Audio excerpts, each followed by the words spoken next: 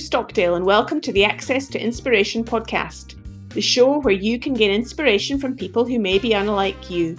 We make an impact around the world, and you can find out how we do that by downloading our impact report from the Access to Inspiration website. Just go over to accesstoinspiration.org and then go to the blog section and you'll find it there. Now onto the podcast. Now with me today, listeners, I'm really excited because I'm speaking to a fellow adventurer and a Scot as well originally. Jamie Ramsay, welcome to the podcast. Thank you very much for having me, and it's awesome to be speaking to you, especially now I've found out about all your expeditions and stuff. I was reading on your website, Jamie, that you have completed over 43,000 kilometres of human-powered adventuring. And I looked on the internet and worked out that if you had travelled from Edinburgh to New Zealand, that would only be 37,000 kilometres. So you've actually travelled further than getting from Edinburgh to New Zealand in all the adventures you've done. I have. Actually, I think 43,000 kilometres is the circumference of the Earth. It was never something I was aiming for. I was just adding them up one day and I went, wow, that's a big number. And then I thought, what's the equivalent of that? And then looked and then thought, wow, I've done the Earth. And then I went to the next planet and it was like 160,000. And I was like, right, we're not even going to aim for that one. So I'm so lucky to have done so many adventures. Very grateful. So the first question I want to ask you is, what's it like when you stop moving? What's it like when I stop moving? Yeah, it's an interesting one because a lot of people speak to me about, like, how do you have the mental capacity to keep going in these adventures? How do you keep pushing yourself day in, day out?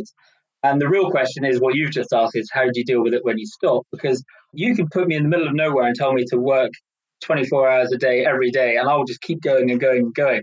When I stop, I find it difficult. My mind starts wandering. Motivation gets more difficult if I don't have a target. So I always need to have a target.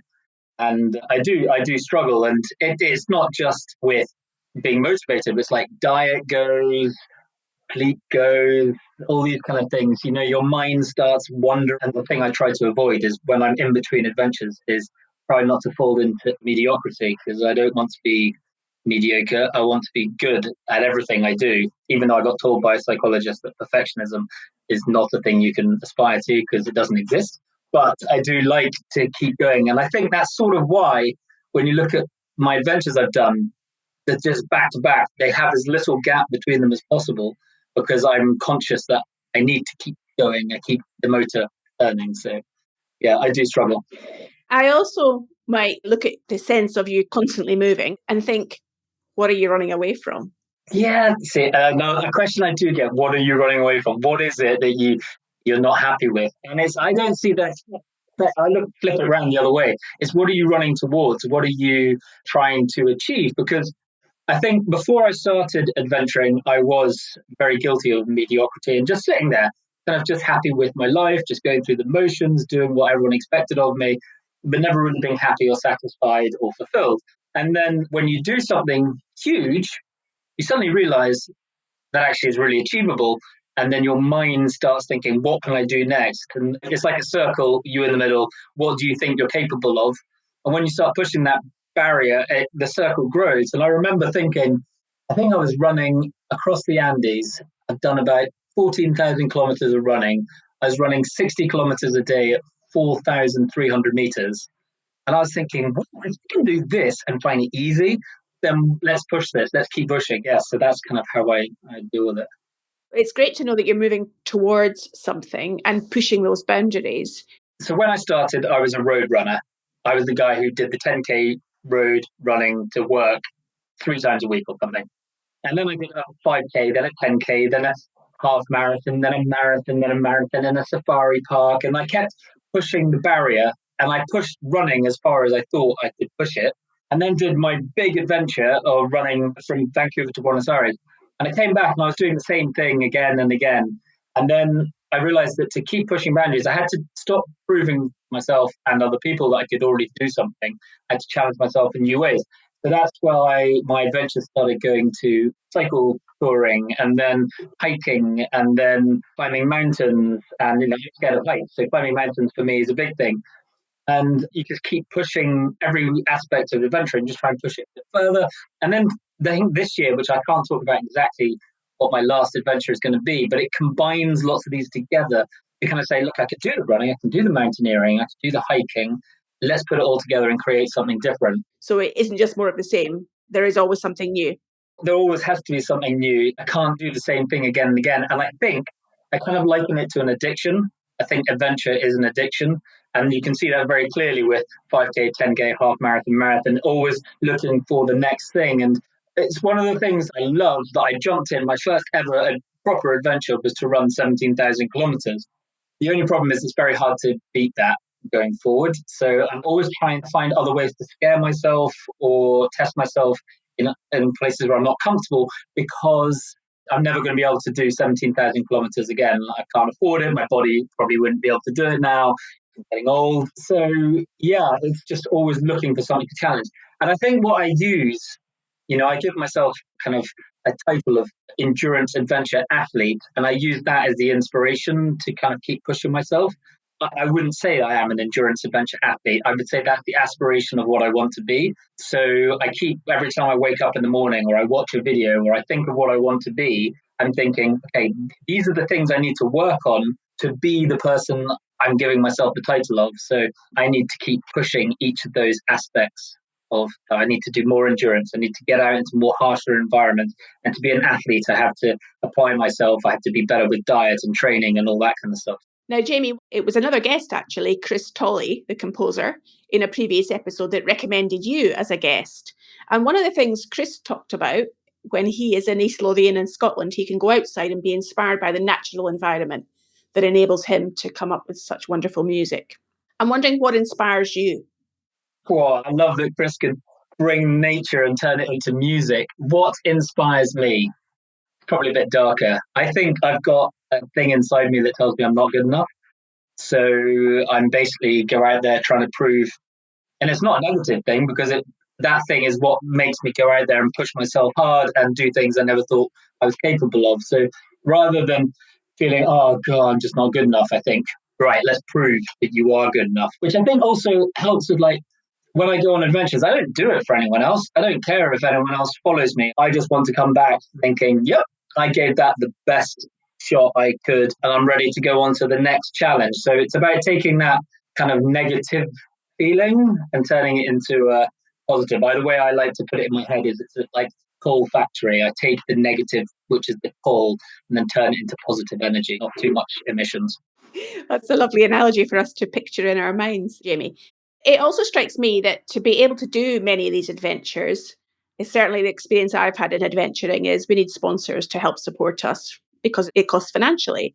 I'm wondering how much of your adventures are really within your own capacity to drive them as you want to do versus potentially the pressure from sponsors to deliver what they want. Yeah, sponsorship is the golden thing we're all looking for, and I haven't got the answer to it. I wish I did. But the way I have dealt with it is, one, accept the fact that I'm going to end up bankrupt at some point. But secondly, I've been very lucky to work with amazing sponsors like Cotswold. I choose my own adventures and do them and pay for them with the money I earn for the work I do outside my adventures. So I think only one adventure I've done has actually been, you go and do this adventure. Every other adventure is I've come up with it completely on my terms. And I think that's the only way to keep it honest, fresh, and keep me motivated. If I'm not motivated to go out and do something, I find it difficult. I did the recent one, which was to cycle 10,000 kilometers around the UK, which is an amazing thing. And I really enjoyed it. And I loved working with the sponsor. However, it doesn't work with my brain, because it was like, only do 10,000 kilometers in 80 days. And I either need it to be, how many kilometers can you do in 80 days, or how quickly can you cycle 10,000 kilometers? So that one was difficult because I had to take it easy, which I don't like doing. You need that freedom to do the thing that's going to work for you and motivate you. Yeah, well, the whole reason I left the constraints of London and the life was to be free. And I want to be free. I want to be able to wake up in the morning and go, this is what I'm going to do. And if I have to, go off and do something like an adventure for 3 months to sustain my lifestyle. Then I'm trying to create that amazing life where I get to do whatever I want. I haven't quite worked it out yet, but I will. You've got a really unique perspective on the world, Jamie, from your travels around it and the way I'm sure that you've engaged with the people you've come into contact with along the way. Given that our whole theme for this series is impact, So I'm curious to know how you perceive the impact that humans are making on the world. It's a very interesting one. The first thing I would say about my travels is never had a problem with a human being, I don't think. Everywhere I've been in 30 different countries, I've never come up against any sort of pushback. I can remember, like, when you're in America, everyone in America is saying, don't go to Mexico because they'll kill you. And the police are awful. The police were the first people that helped me. I had police escorts from people. I've been taken into family homes, and that's all amazing.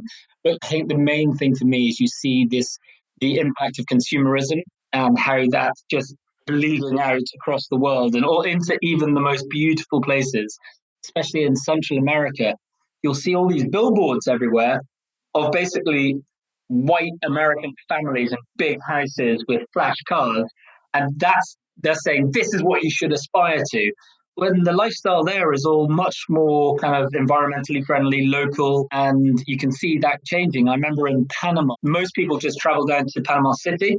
You go a bit further, you get into the rainforest, and there's tribes that are cutting down the rainforest purely because they have to pay the tax, just because that's what they have to do as citizens, even though they've lived there for hundreds of years. And they're chopping down the trees to pay the tax. And then once they chop down the trees, they're putting cows on there to supply beef. But they're still living in their traditional homes. And that's sad when you see that. I can imagine that you've got that interesting perspective of contrasts because you're seeing so many different countries and being so close to the land and the people within it. Yeah, I said I wasn't running away, but maybe I'm running away from modernism and cities and the constraints that we all tie ourselves to.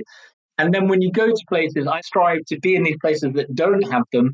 And then you see the world that I'm running away from creeping in. And you just like, you guys, what's it going to be like in 10 years' time? Yeah, it makes me sad.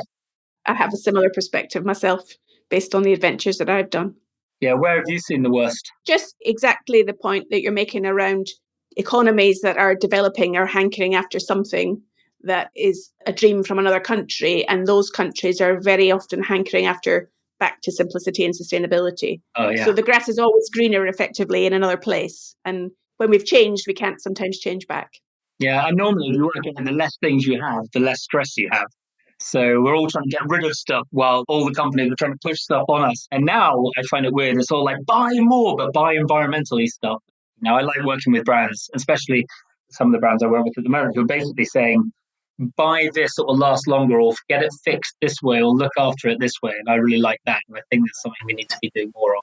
Another part of your experience is not just you doing the experience, it's about how you're communicating that experience to a wider audience. I've seen your wonderful YouTube channel with all these great videos and so on. What is it that you are trying to convey in the ways that you communicate to your audience? Well, I'm not going to start around like, obviously social media is a way of raising profile to be able to be more appealing to brands and all that kind of stuff. But actually, when it comes to making the videos, I'm not a creative person, but that is one place where I think I can allow myself to be creative. It's a very selfish thing. It lets me relive the moments I've been in. So when I go back and look at the videos and create videos, I've just been making some of the trip I did in 2017. I get to relive that moment and I get the rush again. So I hope that people look at it and went, this guy was just a city boy and now this is what he's doing. And, you know, that place is really dangerous. But then they see me there and it's like the most undangerous place in the world. So it kind of makes people think that maybe they can do more than they think they can do. Obviously, you have to learn the lesson yourself. But if you see someone else learning it, then that's good. And the other thing is just to have something to look back on when I'm old. I'm trying to write a book at the moment. That is way harder than doing an adventure. And I'm going to get through. But that's just kind of just so I can have something I can hand down to my nieces and nephews and say, look what your uncle did. So if you were thinking about what you might want your legacy to be, you talked about there being an uncle and having stories that your nieces and nephews can have about you, Jamie. What do you want your legacy to be from all this experience you've had? It's something I've actually been thinking a bit about recently because I'm getting to that age where adventures, they're not going harder yet, but they will. I'm conscious they will. And I think I did what was expected of me for 12 years. I've now been adventuring my terms for 7 years. And it does get to the point where you think you've got to give back at some point. And I keep seeing all these inspirational people doing stuff like sports with people in coming out of prisons and all these kind of mental health charities and all that kind of stuff. And I think that's where I need to to go because it allows me to carry on doing what I'm doing and use my experiences. I just haven't formulated how to do it. And it's very much like an adventure. It's unknown. I don't know how to do it. I've never been there, so I'm scared of it. So right now, bizarrely, my comfort zone is what I was scared of when I was working in the city. And now I've got to work out how to get out of the comfort zone of running across countries and climbing up mountains and work out how to give back, because I think that's the only way if I'm going to be genuine to myself and not sell my soul again. I must say the Access to Inspiration podcast was a result of my own experience doing exactly that. Was I've seen all and heard all these inspirational stories from many people around the world that I've come across in my work. I want to be able to then give back by helping a wider audience hear those stories. I didn't know how to podcast, and myself and my co-founder, we worked out a plan about how to make it happen, and we took one step at a time. And today, as I'm speaking to you, we've just published our first ever impact report to actually evidence the impact that we've had on the world through our very small endeavour. That must be a huge sense of achievement to be able to do that. Well, I have empathy with you when you're saying about how do you find a way to give back. And I'm going to be excited to hear what materialises from all of the wonderful experience and knowledge that you have that you can bring to the world in a different way. I'll just warn you, I might procrastinate for a few more years while I can. I want to turn our attention to your mindset, Jamie, because I think that certainly I know that with COVID and the lockdown situation that many people around the world have found themselves in, the mental challenges that they have faced have been quite debilitating at times. How you approach your adventures day after day will be quite profound in terms of how you keep going when times are tough. What have you learned about your own processes about how you keep going when times are difficult? Yeah, COVID times have been hard for me as well in a different way because I live alone in a little village in the middle of nowhere. So I'm not just not going out and doing what I love doing, I'm also sitting at home and you do stagnate. I've noticed it both in terms of productivity, in terms of training. I'm probably the least fit I've been for a long time. During the hard times, I was able to get up and I was able to go out and do my training. And I found lockdown one amazing. I just hunkered down, worked out for like 4 hours a day, wrote my book. And then second lockdowns, and then third, it was like, oh my God. And then, now I've realized that the only way is to wake up in the morning. And the way I deal with it is, who do you want to be? You want to be this, then you have to work to get there. And, the people who are succeeding, they're not sitting around thinking, oh, I can't do this because of this. They're thinking, what can I do to get around that obstacle to get to where you need to be? And it's another one that everyone talks about is you plan where you want to be and then create the list of things you have to achieve before you get there and then take them off one by one. And realized that I fell into a bit of a hole. I probably ate and drank too much and all that kind of stuff. I pulled myself out by setting myself a massive target, which blows my mind if I can actually do it. I have to get sponsors, I have to get fit, I have to relocate and all this kind of stuff. So by putting something ambitious when you're feeling your lowest, I think it pulls me out because I need that excitement. And tell people what you're going to do. Say, I'm going to do this, and then you're held accountable to it. As you're talking, Jamie, I get a real sense of your own self-motivation. So it leaves me to think, do you actually need people around you?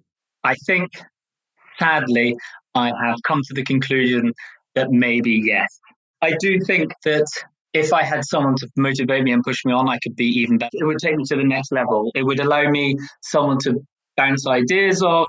It was someone that when you're feeling down to be able to pull you back up. It would be someone when you go, I'm going to do this. And they're like, why do this when you could make it bigger, push it harder? So also, I don't want to live alone for the rest of my life. So I do need people around me in that respect. On adventures, I find it really hard because my whole adventuring is pushing myself to my limit. And if I go with someone else, I'm pushing myself to their limit, not my limit, because I'm not being arrogant, but mine's normally a bit further. So I feel like I'm held back. So I really am trying to address that. This year I am doing an adventure with someone.